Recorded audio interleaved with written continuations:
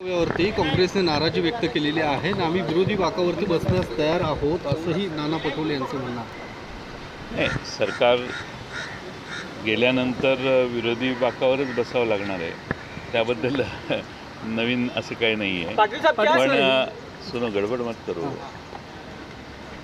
ये पहला मराठी करेंगे, महाराष्ट्र में रहते पहले मराठी में बाद में हिंदी में आएंगे. जल्दबाजी मत करो. ठीक आहे. त्यामुळे संजय राऊत यांनी जे विधान केलेलं आहे त्यांनी अंतर्गत चर्चा करून विचार करून केलेलं असेल.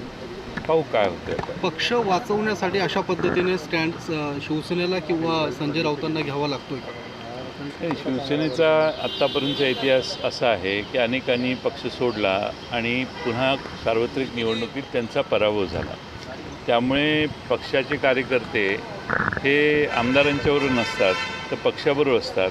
हे शिवसैनिकांनी अनेक वेळा दाखवून दिलेलं आहे. त्यामुळे शिवसेनेला आमदार किती आहेत याची आज चिंता करण्याची आवश्यकता नाही आहे. फक्त संख्याबळ सरकार राहण्यासाठी जे आहे ते टिकवण्यासाठी त्यांनी एकत्रित बसून काय निर्णय घेतला तर ते कळवतील आपल्याला. पण आता जे जाहीर विधान केलेलं आहे ते मी थोड्या वेळापूर्वीच पाहिलं. त्यावर आम्ही अंतर्गत काही विचार केलेला नाही. आत्ताच त्यांनी विधान केलेलं आहे. सीएम बॅकफूटवर गेले असं कुठेतरी वाटतं का? कारण सीएमने पहिला सांगितलं की तुम्ही सांगितलं तर मी राजीनामा देईन आणि सीएम सगळं सोडून वर्षा सोडून मातोश्रीवर गेले. कुठेतरी बॅकफूटवर गेले सीएम असं वाटतं का? मला असं वाटतं की वर्षा सोडून मातोश्रीवर जाणं हा त्यांचा व्यक्तिगत निर्णय आहे. त्यांनी सध्याची परिस्थिती बघून त्यांनी तो निर्णय घेतलेला दिसतोय. याचा अर्थ आजही ते मुख्यमंत्री आहेतच पण मातोश्रीवर राहून ते काम करतात. या बैठकीमध्ये नेमकं काय आजची चर्चा होणार आहे? साधारणतः पवारसाहेबांनी उपस्थित बैठक आमचे विधानसभेचे विधान परिषदेचे राज्यसभा आणि लोकसभेचे सर्व सदस्य आमच्या फ्रंटल ऑर्गनायझेशनचे काही प्रमुख पक्षाचे काही प्रमुख पदाधिकारी या सर्वांना सध्याची परिस्थिती काय आहे याविषयी अवगत करण्याविषयी या आजची बैठक आहे. 5 वाजता बैठक होणार आहे. सर, काल रात्री जी अजितदादांच्या बंगल्यावरती बैठक झाली, कुठेतरी मुख्यमंत्री वर्षा सोडून मातोश्रीला गेले त्याच्यामुळे राष्ट्रवादी नाराज आहेत, राष्ट्रवादीचे नेते नाराज आहेत, अशा बातम्या येतात. काय वाटतं तुम्हाला? नाही, असं आमचा नाराज त्यांनी कुठं राहावं हा त्यांचा प्रश्न आहे. त्यामुळे आमच्या राजी नाराजीचा काही विषय येतो असं मला वाटत नाही. जे आमदार आहेत त्यांना सांगितलेलं आहे तुम्ही मुंबईत परत या, मग आम्ही हवे तर महाविकास आघाडीतनं बाहेर पडू. याला राष्ट्रवादी कशा पद्धतीने बोलते? एवढं मोठं स्टेटमेंट करताना कोणती चर्चा झाली होती का काँग्रेस राष्ट्रवादी बरोबर? आमच्याशी कोणती चर्चा झाली नाही. काल आम्ही वर्षा बंगल्यावर पवारसाहेब मुख्यमंत्र्यांना भेटायला गेले तेव्हा याबाबत काही चर्चा झाली नाही. आज शिवसेनेने असं विधान केलेलं आहे.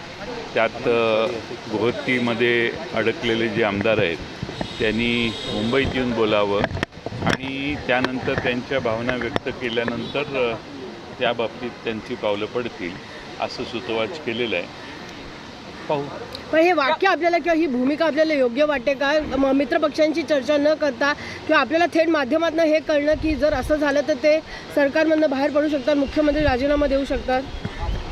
नाही, आता जे गुवाहाटीला गेलेले आहेत त्यांनी उद्धव ठाकरे यांचा पाठिंबा काढून घेतलेला नाही.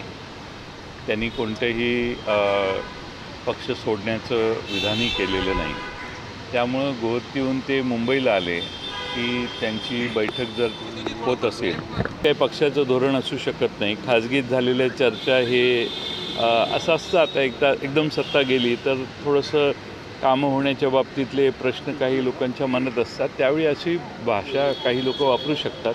पण एकत्रित आम्ही ज्यावेळी बसलो त्यावेळी असं कुठलाही सदस्य आमचा विधानसभेचा अशा भूमिका त्यांनी मांडली नाही. सर, संजय राउत ने बयान दिया और कहा कि जो विधायक वहाँ हैं वो अगर वापस आएंगे तो हम जो महाविकास आघाड़ी है उनसे अलग होने के बारे में सोच सकते हैं. क्या आपकी प्लानिंग चेंज होगी? आप ये हमारे प्लानिंग का कोई सवाल ही नहीं है. वो तो उनकी प्लानिंग का सवाल है. अगर वो वापस आते हैं तो वो एक उनकी पार्टी के अंदरूनी मामला है. वो बैठ के चर्चा करेंगे और हमें बताएंगे. अभी उन्होंने जो स्टेटमेंट किया है वो हमने भी अभी देखा है टेलीविज़न पे.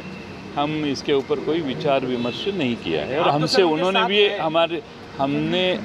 भी हमारे से कोई विचार विमर्श इस बारे में किया नहीं ऐसा मुझे लगता है। ये मीटिंग में डिस्कस करेंगे सर। निवास उन्होंने अपना छोड़ दिया है उद्धव ठाकरे ने, इसको लेकर एनसीपी के विधायकों के बीच नाराजगी है और क्या ऐसा शक किया जा रहा है कि ये सब कुछ शिवसेना के आला जो नेतृत्व है उसकी जानकारी में हो रहा है, ऐसा कुछ एनसीपी के विधायक मान रहे हैं?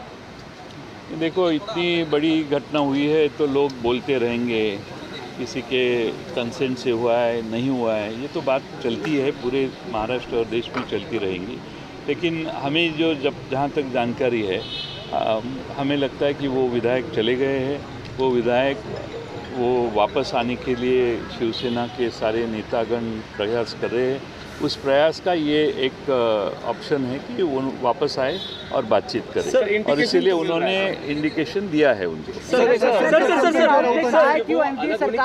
सरकार बचाने के लिए संजय राउत ऐसा इंडिकेशन दे रहे हैं अपने बयान से?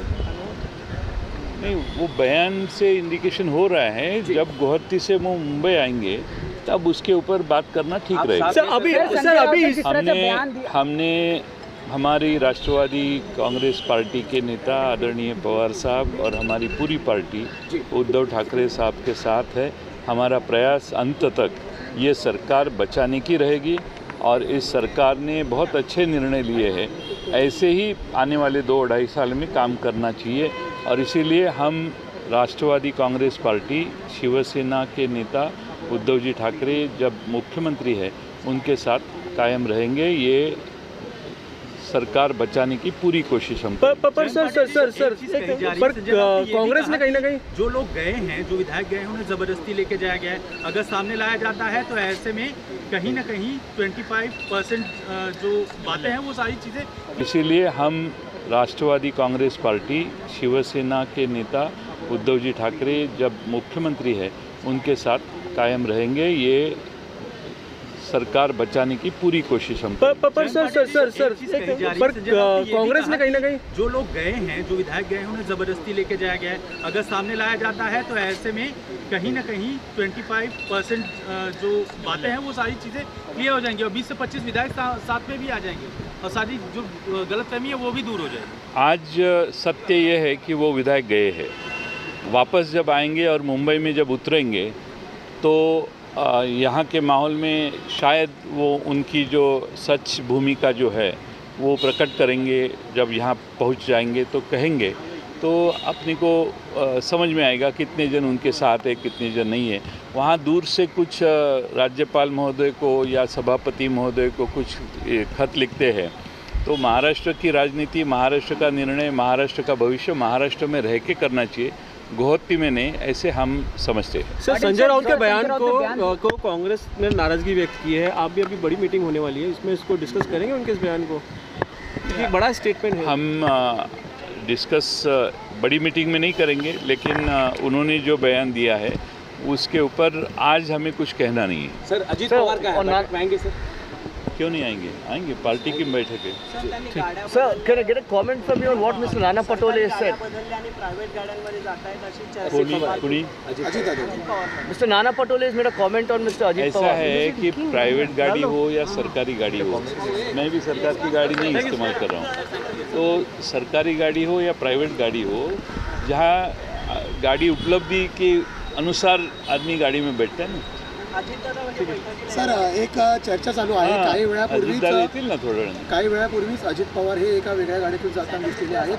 दुसरीकडे सागर बंगल्यावरून प्रसाद लाड आणि माधुरी मिसाळही एका छोट्या गाडीतून जाताना दिसलेले आहेत. याचा कशा प्रकारे संबंध लावला?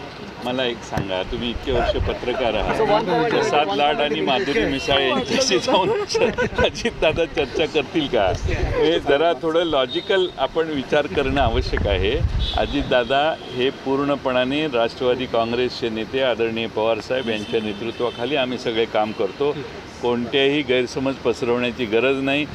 थोड्याच मिनिटापूर्वी माझी त्यांची चर्चा झाली, थोड्या वेळाने ते इथे येतील.